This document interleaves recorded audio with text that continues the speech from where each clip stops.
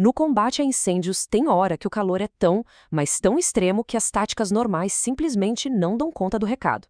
Nesses momentos, é preciso uma resposta que combine força massiva e precisão. Hoje, a gente vai mergulhar fundo numa técnica projetada exatamente para isso, o método ZOT. Então, o nosso roteiro é o seguinte: a gente começa entendendo o tamanho do desafio, que é o calor extremo. Depois, a gente vê a solução, a técnica ZOT, e como ela é executada na prática.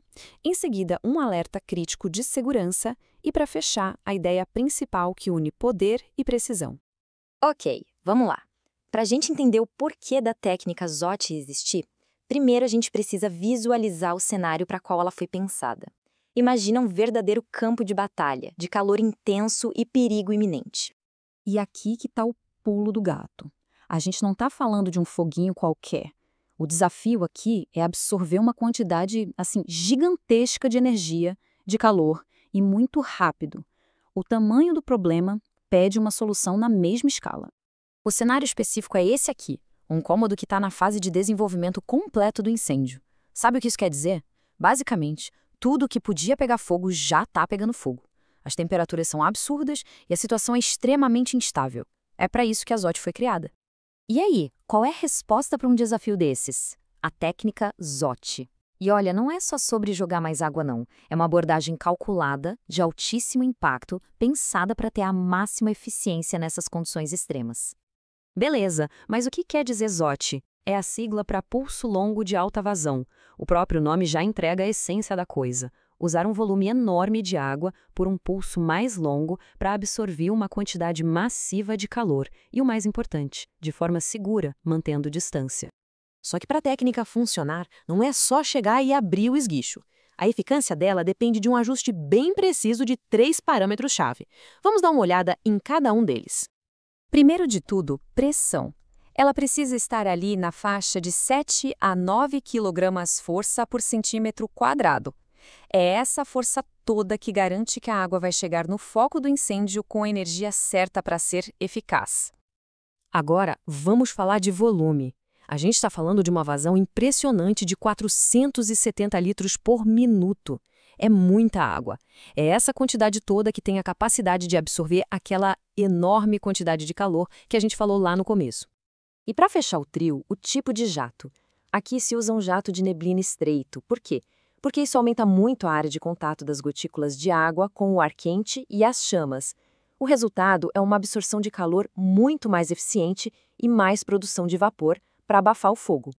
Olha só, se essa análise mais técnica está ajudando a clarear as coisas, quebra um galho pra gente. Se inscreve aí no canal e já deixa aquele like. Isso dá uma força enorme para a gente continuar produzindo material detalhado assim. Ok, já entendemos os ingredientes, agora vamos ver como se faz o bolo. E o nome ZOT, como disse, não é à toa. Ele serve como um mnemônico, sabe? Uma ajudinha para a memória na hora de aplicar a técnica. E é aqui que a gente vê como o método é genial na sua simplicidade. Cada letra é, na verdade, um desenho que se faz no ar com o jato d'água, pensado para um tamanho específico de cômodo. O Z é para salas de 30 metros quadrados, o O para 20, o T para 10 e o I é reto, para corredores. Simples, prático e direto ao ponto. A ideia é aplicar o padrão escolhido por cerca de 30 segundos. Depois desse primeiro pulso, a equipe dá uma avaliada na situação e, se precisar, manda ver de novo, quantas vezes for necessário, até controlar as chamas. Agora, muita atenção aqui, porque a gente vai falar de um ponto de segurança que é fundamental. Operar com essa pressão e vazão toda traz um risco que exige cuidado máximo. O manual é bem claro, deve-se cuidar para fechar lentamente o fluxo de água a fim de evitar a ruptura de mangueiras. Isso não é um se puder, é um tem que. Fechar a água de uma vez pode dar um problema muito, mas muito sério para o equipamento e, pior, para a equipe. E o nome desse perigo todo é golpe de ariete. Pensa assim, é um tranco violento que a água, que está vindo com tudo, dá na tubulação quando é parada de repente. Toda aquela energia vira uma onda de choque que pode, literalmente, estourar mangueiras e quebrar equipamentos.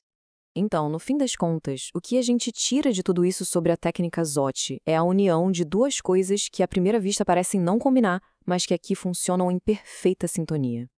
A técnica ZOT não é só sobre força bruta, de jeito nenhum. É, na verdade, a aplicação calculada e precisa de um poder imenso.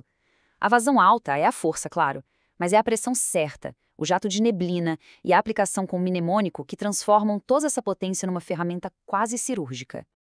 E isso deixa a gente com uma pergunta para pensar, né? Em situações de risco extremo, como é que o conhecimento técnico consegue transformar força bruta em uma precisão que, no fim, pode salvar vidas? Bom, pessoal, por hoje é isso. Muito obrigada pela companhia nesta análise. Não se esquece de se inscrever e deixar o like para ajudar a gente a trazer mais conteúdo como este. Até a próxima!